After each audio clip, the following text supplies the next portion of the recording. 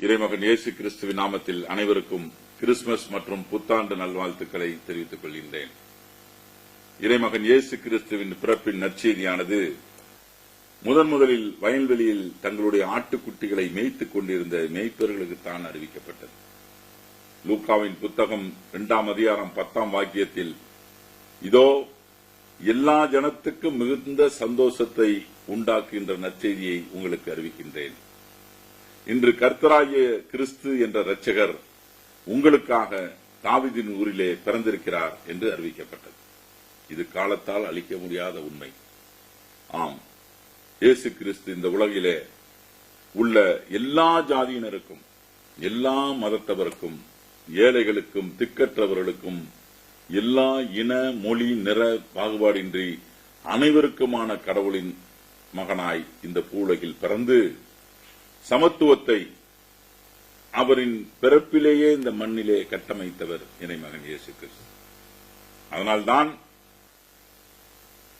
அவருடைய இறைமகன் இயேசு கிறிஸ்துவனுடைய பிறப்பின் நற்செய்தி அன்றை நாட்டை ஆண்டு கொண்டிருந்த ராஜாக்களுக்கோ, செல்வந்தர்களுக்கோ, பெரும் தனவந்தர்களுக்கோ, ஜமீன்தாரர்களுக்கோ அறிவிக்கப்படாமல் அன்று சமுதாயத்தால் புறக்கணிக்கப்பட்ட, ஒடுக்கப்பட்ட, ஓரங்கட்டப்பட்ட மக்களாய் கருதப்பட்ட மேய்ப்பர்களுக்கு அறிவிக்கப்பட்டு சமூக நீதியை, சமத்துவத்தை இயேசுவின் பிறப்பு நிலைநிறுத்தியது. அவர் வாழ்ந்த காலகட்டங்களில் மிக கடுமையாக ஜாதி, இன, சமய ஏற்றத்தாழ்வுகள் நிலவி வந்த காலம். யூதர்களுக்கும் சமாரியர்களுக்கும் ஜாதி ஏற்றத்தாழ்வு என்பதை பார்த்து அவர்களை புறக்கணித்து வந்த காலம்.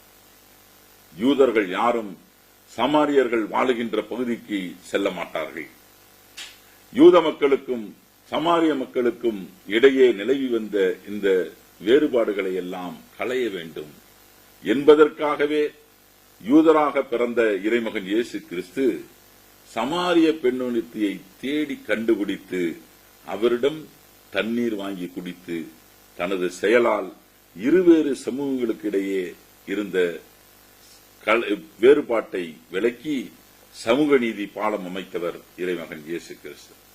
ஆனால்தான் கிறிஸ்துமஸ் பண்டிகையை உலகமெங்கும் இருக்கக்கூடிய அனைத்து மக்களும் தங்கள் வீட்டு பண்டிகையாக கொண்டாடி சமத்துவத்தை, சமூக நீதியை, சகோதரத்துவத்தை, மனித நேயத்தை நிலைநாட்டக்கூடிய விழாவாக கொண்டாடி கொண்டிருக்கின்றார்கள்.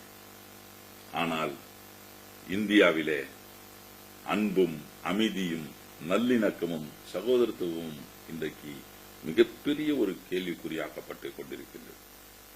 மணிப்பூரிலே தேவாலயங்கள் தீ வைத்து கொளுத்தப்பட்டு எரிக்கப்பட்ட சூழ்நிலை, அங்கிருக்க தேவாலயங்கள்லாம் தரைமட்டமாக்கப்படுகின்ற சூழ்நிலை, 2 இனங்களுக்கான பிரச்சனை என்று சொல்லி இன்று வரை தீர்வு காண முடியாத சூழ்நிலை, மதத்தின் பெயரால் உண்ணுகின்ற உணவு, உடுத்துகின்ற உடைகளால் மக்களை பிளவுபடுத்த துடிக்கின்ற அந்த சூழ்நிலை, சமூக நீதியை நிலைநாட்ட மாபெரும் இந்திய அரசியல் சாசனத்தை எழுதிய புரட்சியாளர் அண்ணல் அம்பேத்கர் அவர்களை அவர் உருவாக்கி கொடுத்த அரசியல் சாசனத்தின்படி பதவியேற்றுக் கொண்ட ஆட்சியாளர்கள் இன்று அவரை சிறுமைப்படுத்துகின்ற ஒரு சூழ்நிலை.